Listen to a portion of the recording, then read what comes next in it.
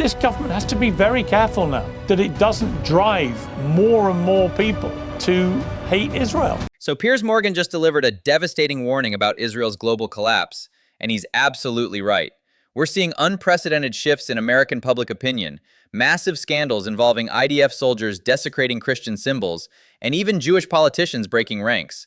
This is about the end of unconditional support. And here in the United States, where it matters most, support for Israel is cratering.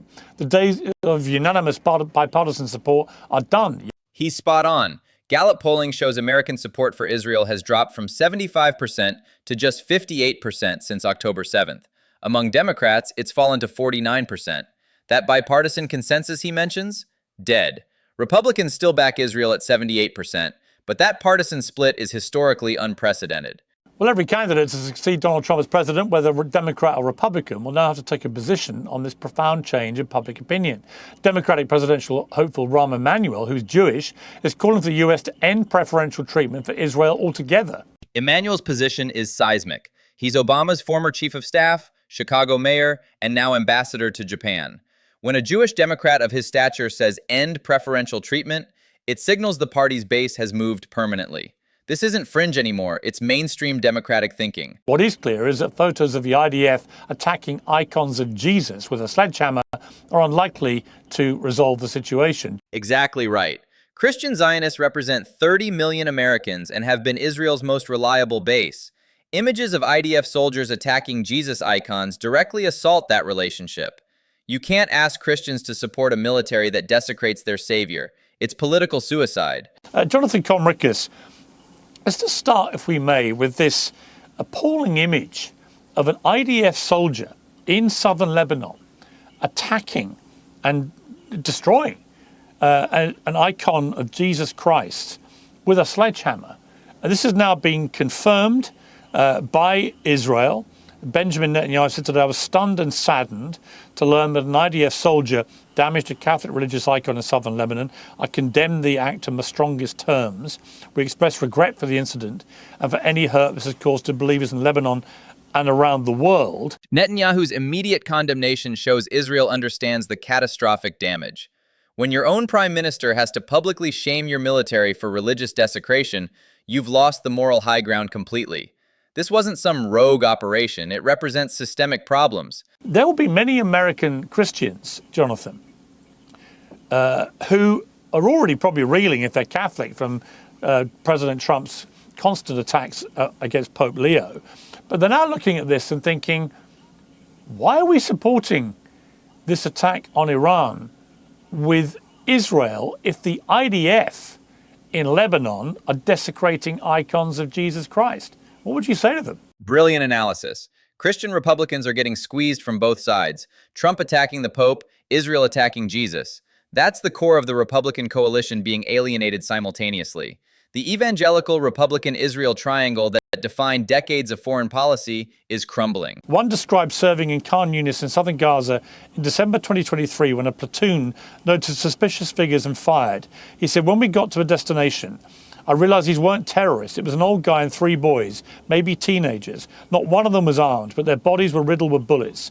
Then the battalion commander came over with his people, and one spat on the bodies and yelled, "This is what happens to anybody who messes with Israel, you sons of bitches." Another soldier described a shooting at an army outpost in southern Gaza. She said, suddenly the soldiers on watch noticed 5 Palestinians crossing the line they weren't allowed to cross, heading for northern Gaza. The battalion commander gave an order to overwhelm them with fire, even though they hadn't been confirmed as armed or anything like that.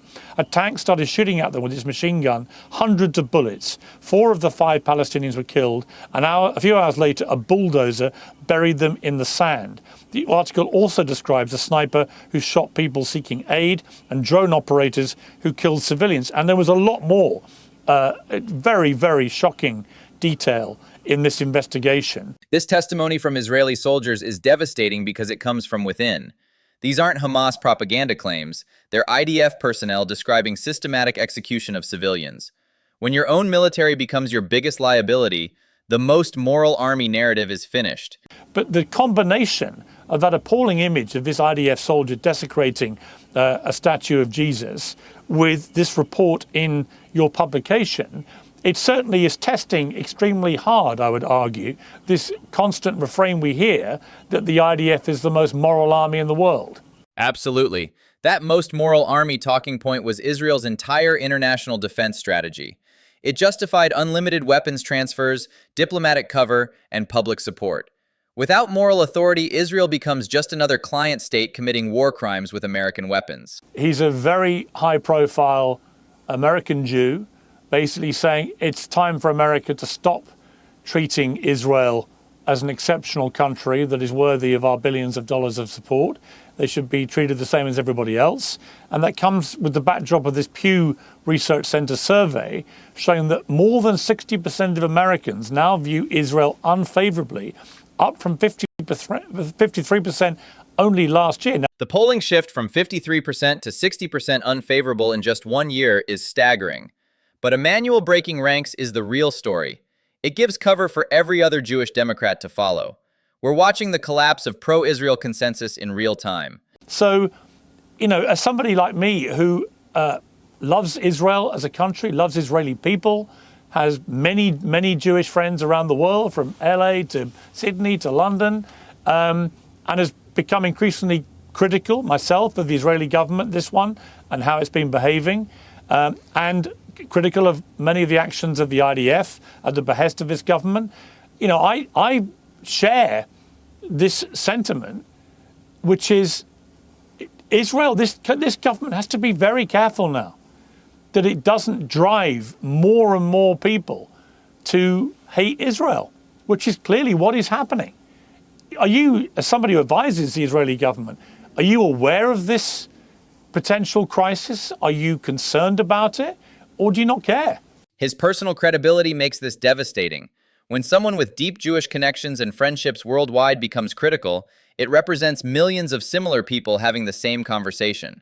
This isn't anti-Semitism, it's former supporters walking away disgusted. But what I would say to that, Ishai, is that, I remember in the Iraq War, one of the most devastating images that came out of that war was the Abu Ghraib image of American troops abusing Iraqi civilians. And it shocked America, profoundly shocked America, and caused enormous damage, actually, to America's reputation, to American military's reputation, and so on. This image that came out overnight of this IDF soldier desecrating a statue of Jesus Christ, I don't think it's as bad as the Abu Ghraib images, which were truly appalling and involved a lot of people.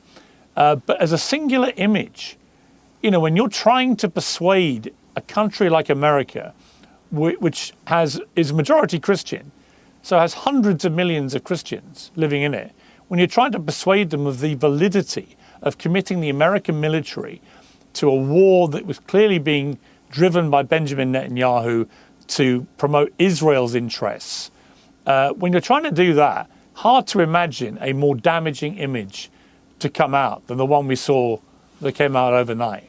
Because it'll have hundreds of millions of Americans asking themselves, why are we fighting with these people? The Abu Ghraib comparison is perfect. Those images cost America massive credibility and took years to recover from. But this is worse. Attacking religious symbols while asking Christians to die for your war effort.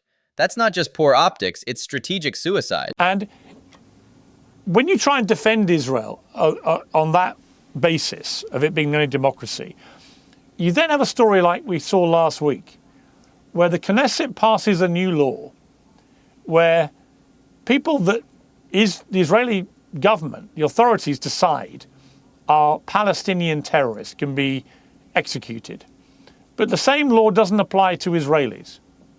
And when I saw that, and I saw Ben Gvir with his noose on his lapel of his suit and cracking the champagne open, and what is so clearly a two-tier form of justice that only applies to Palestinians, not to any Israelis who might commit acts of terrorism. Ben Gvir celebrating with a noose pin while passing execution laws that only apply to Palestinians is exactly the kind of imagery that destroys democratic credibility. When your justice minister literally celebrates death while implementing racial justice systems, you're not a democracy anymore. If you want to know my honest view, Ishai, Ben Gvir, I think, is just as an appalling an extremist as the enemies you're trying to fight. And I think him and Has he Smodrich murdered anybody? are largely responsible. Hang on, let me finish. Are largely responsible for the dwindling support for Israel in America and around the world. And I would argue it is incumbent on decent Israelis to stand up against what is being done in their names by people like Smodrich and Ben-Gvir, who I think have made it crystal clear they want to kick all the Palestinians out of Gaza, they want to take back the West Bank, they want to do anything they think they can get away with.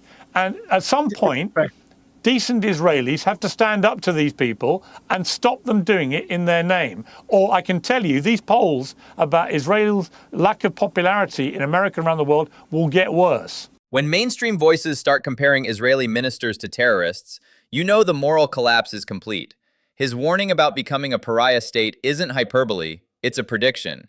Israel has maybe months to change course before this becomes irreversible.